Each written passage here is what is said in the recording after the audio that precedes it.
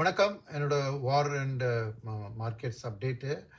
இன்னைக்கு முதல்ல மன்னிச்சிருங்க. ஏன்னா ஆர்பிஐ பாலிசி பற்றி நான் வந்து ஒரு வீடியோ போடுறேன்னு சொன்னேன். முயற்சி பண்ணேன். ஏன்னா இன்னைக்கு 2 ஃப்ளைட் பிடிச்சிருந்தேன். 2 ஃப்ளைட்டுக்கு நடுவில் ஏர்போர்ட்டில் ஹெட்ஃபோன்ஸ் போட்டுன்னு ரெக்கார்ட் பண்ணேன். பார்த்தா அது வால்யூம் கம்ப்ளீட்டாக ஜீரோ ஆகிடுது. இது என்ன ஃபிக்ஸ் பண்ணுறது தெரியல எனக்கு. நான் அப்லோட் பண்ண பிறகு தான் தெரிஞ்சு நிறைய பேர் ஃபீட்பேக் கொடுத்தாங்க. ஸோ டெலீட் பண்ணிட்டேன் இந்த வீடியோவை. இருந்தாலும் பரவாயில்ல. இப்போ ஆர்பிஐ பாலிசி பற்றி இப்போ இன்னைக்கோட அப்டேட்லேயே பேசிடுறேன். ஸோ இன்றைக்கி என்ன மார்க்கெட்டும் அந்த ஆர்பிஐ பாலிசி பேஸ் பண்ணி தான் மார்க்கெட்டோட மூவ்மெண்ட்டே இருந்தது. ஸோ ஆர்பிஐ பாலிசி வந்து இன்றைக்கி பார்த்தீங்கன்னா ஆக்சுவலாக இன்ட்ரெஸ்ட் ரேட்ஸில் வந்து ஃப்ளாட்டாக வச்சாங்க. ஸ்டான்ஸும் நியூட்ரல்லேருந்து மாற்றாமல் நியூட்ரலாகவே வச்சாங்க. ரைட். ஸோ அப்படியே மார்க்கெட் ரொம்ப சந்தோஷமாக இல்லை. ஏன் என்ன அப்படின்னு நான் சொல்கிறேன் உங்களுக்கு.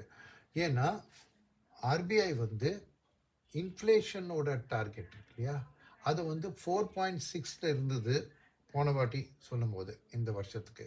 அதை 5.1ன்னு ஏற்றிட்டாங்க. 50 பேசிஸ் பாயிண்ட் இன்ஃப்ளேஷனோட எக்ஸ்பெக்டேஷனை ஏற்றிட்டாங்க. அண்ட் ஒரு குவார்ட்டரில் 5.9 வரைக்கும் அவங்க வந்து ப்ரொஜெக்ட் பண்ணியிருக்காங்க. ஸோ ஏன்னு சொல்கிறேன்னா 4% ±2 ஆர்பிஐயோட நார்ம்ஸு. ஸோ அந்த 6 தாண்டிட்டுனா ரேட் ஹைக் பண்ணி ஆகணும். ஸோ அது 5.9ங்கிறது ரொம்ப கிட்ட இருக்கு இல்லையா 6க்கு. அதோட Q3க்கு வருது. ஸோ என்னென்னா ஆர்பிஐயோட இந்த 50 பேசிஸ் பாயிண்ட்ஸ் ஏற்றினால மார்க்கெட்டுக்கு இப்போது ரேட் ஹைக்கு அடுத்த குவார்ட்டர் இல்லைன்னா அடுத்த குவார்ட்டரில் வர வாய்ப்பு இருக்குது அப்படிங்கிற ஒரு யோசனை மார்க்கெட்டுக்கு வந்திருக்கு. இன்றைக்கே ஏன் பண்ணல? ஏன்னா நிறைய பேர் பார்த்தீங்கன்னா கன்சென்சஸ் எஸ்டிமேட் ஃப்ளாட் தான் இருந்தது. பட் சில பேர் வந்து எஸ்பெஷலி ஃபாரினர்ஸ் எல்லாம் வந்து ஒரு ரேட் ஹைக் வரும், இல்லை ஒரு ஹாக்கி ஸ்டான்ஸ் வரும்னு எதிர்பார்த்தாங்க. ஸோ அதை இன்னைக்கு ஆர்பிஐ ஏன் பண்ணல? ஏன்னா இன்ஃப்ளேஷன் தான் ஏறி இருக்கு இல்லையா. ஏன் அந்த மாதிரி பண்ணலன்னா அதுக்கு காரணம் ஜிடிபியோட ஃபோர்காஸ்ட்டு. முதல்ல 6.9% வச்சுருந்தாங்க ஜிடிபி இந்த வருஷத்துக்கு. அதை வந்து இப்போது 6.6க்கு குறைச்சிட்டாங்க. ஸோ 30 பேசிஸ் பாயிண்ட் ஜிடிபியை குறைச்சிட்டாங்க. ஸோ ஆர்பிஐ ஒருவேளை இன்னைக்கு ஏதாவது ரேட் ஹைக்கோ ஹாக்கி ஸ்டான்ஸ் சொல்லியிருந்தாங்கன்னா ஜிடிபி இன்னும் அடிபட போடுறதுங்கிற பயத்தில் இன்னைக்கு பண்ணாமல் இருந்துக்கலாம்னு ஒரு ஆப்ஷன். ரைட். பட் அது மார்க்கெட்டுக்கு ஒரு கவலை கொடுக்க வேண்டிய விஷயம். ஏன்னா ஜிடிபி கீழே இறங்கிட்டுன்னா ஆட்டோமேட்டிக்காக இபிஎஸ் க்ரோத்தோட எஸ்டிமேட்டும் இறக்கணும் இல்லையா. ஸோ ஃபார்வர்ட் பிஎல்லாம் அட்ஜஸ்ட் ஆகும் இல்லையா. ஸோ அதனால் மார்க்கெட் வந்து இன்ஃப்ளேஷன் ஏறுறதும் சரி ஜிடிபி குறையும் சரி ரெண்டுத்துலேயும் ஹாப்பியாக இல்லை. ஸோ அதனால தான் மார்க்கெட்டோட ரியாக்ஷன் கொஞ்சம் ரேட்ஸ் ஏறித்து. பட் மற்றபடி பார்த்தீங்கன்னா எல்லா இண்டெக்ஸும் மோராலெஸ் ஃப்ளாட் ஆர் ஸ்லைட்லி நெகட்டிவ்ல தான் இருந்தது in terms of the large cap, mid cap, micro cap அதெல்லாம். அண்ட் செக்டர்லி பார்த்தீங்கன்னா பாசிட்டிவாக இருந்தால் கூட எல்லாம் 0.2 0.3.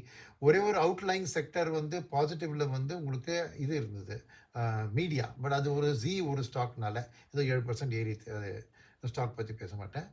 ரெண்டாவது வந்து இந்த பக்கம் வந்து பார்த்தீங்கன்னா வேர்ஸ்ட் பர்ஃபார்மிங்கில் மெட்டல் அண்ட் ஐடி. அதுக்கு என்ன காரணம்னா கரன்சி. நான் இன்னைக்கு ஆர்பிஐ பாலிசி இன்ட்ரெஸ்ட் ரேட்டை பற்றி ஒன்றும் பண்ணாமல் அதை ஒரு மாதிரி சைடில் ஒதுக்கி வச்சுட்டு இன்றைக்கி கரன்சி மேலே ஃபோக்கஸ் பண்ணியிருக்காங்க. அதுக்கு ட்ரிகர் வந்து ஆக்சுவலாக பார்த்திங்கன்னா நேற்று ஒரு cabinet meeting நடத்துறதுல foreign investors FIIs இருக்காங்களே டெட்டில் இன்வெஸ்ட் பண்ணுறவங்களுக்கு வித்ஹோல்டிங் டேக்ஸ்னு ஒன்று இருந்தது, கேபிட்டல் கெயின்ஸ் டேக்ஸ்னு இருந்தது. ரெண்டுத்தையும் எடுத்துட்டாங்க with effect from 1st April. So இது வந்து கவர்மெண்ட் சைடில் ஒரு ட்ரிகர் கொடுத்தோன்னா ஆர்பிஐயும் இன்னைக்கு பாலிசியில் முன்னாடி 10 வருஷம் ஜிசெக்கில் தான் இன்வெஸ்ட் பண்ணலான்னு இருந்தது ஃபாரினர்ஸ். இப்போ அது வந்து 20, 30, 40 வருஷம் ஜிசெக்லையும் போடலான்னு விண்டோவை ஓப்பன் பண்ணிட்டாங்க. ஸோ கிளியராக இன்னைக்கு ஃபோக்கஸ் வந்து எப்படியாவது ஃபாரினர்ஸை டெட் மார்க்கெட்டில் கொண்டு வந்து டாலர் வர வைக்கிறதுக்கு. அது தவிர ஆர்பிஐ பல மற்ற ஸ்டெப்ஸ் கூட எடுத்தாங்க. இன்னைக்கு என்ன பண்ணணும்னா அந்த பேங்க்ஸுக்கு வந்து எஃப்என்ஆர்பி டெபாசிட் எடுத்துக்கிறாங்க இல்லையா, அதை ஸ்வாப் பண்ணினா திருப்பி டாலர் கொடுக்கணும் இல்லையா.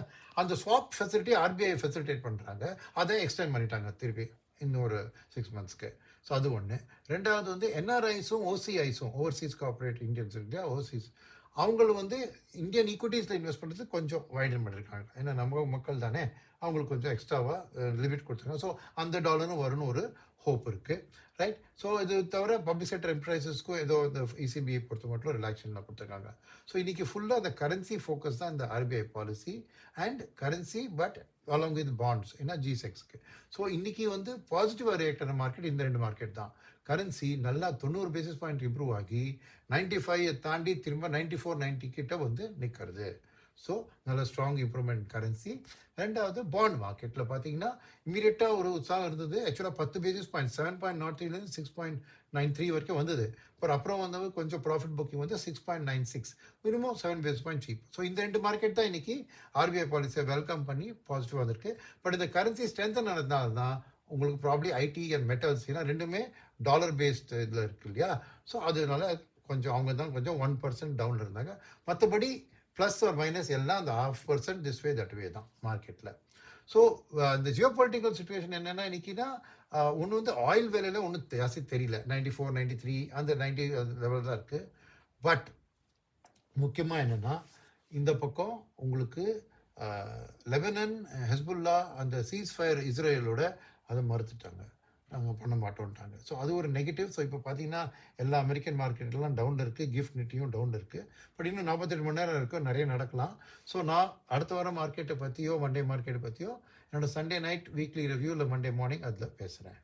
ஸோ இன்றைக்கி எஃப்ஐஐஸும் சொல்ல மறந்துட்டேன். எஃப்ஐஐஸும் வந்து இந்த பாலிசியை வெல்கம் பண்ணல. ஏன்னா 8400 கோடி இன்றைக்கும் விற்றுருக்காங்க. அண்ட் நம்மளுக்கு தெரிஞ்ச மாதிரி இன்றைக்கெல்லாம் எஃப்ஐ ஜாஸ்தி விற்கிறாங்களோ அன்றைக்கி டிஐயும் ஜாஸ்தி வாங்குறாங்க. அவங்க 9000 சச்ச கோடி வாங்கிட்டு ஒரு மாதிரி அதை டிஃபெண்ட் பண்ணிட்டாங்க. ஸோ கிளியராக ஆர்பிஐ பாலிசினால எஃப்ஐஎஸ்க்கும் ஒரு ஹாப்பினஸ் வரல அப்படின்னு கிளியராக தெரியுது. ஸோ இதுதான் என்னோட இன்றைக்கி அப்டேட்டு. ஆர்பிஐ பாலிசியும் கவர் பண்ணிட்டேன். திரும்ப அந்த முதல்ல நடந்த இதுக்கு மன்னிப்பு, ரைட். அண்ட் திரும்ப சண்டே நைட் இல்லை மண்டே மார்னிங் நான் என்னோட வீக்லி அப்டேட்டை போஸ்ட் பண்ணுறேன். நன்றி, வணக்கம்.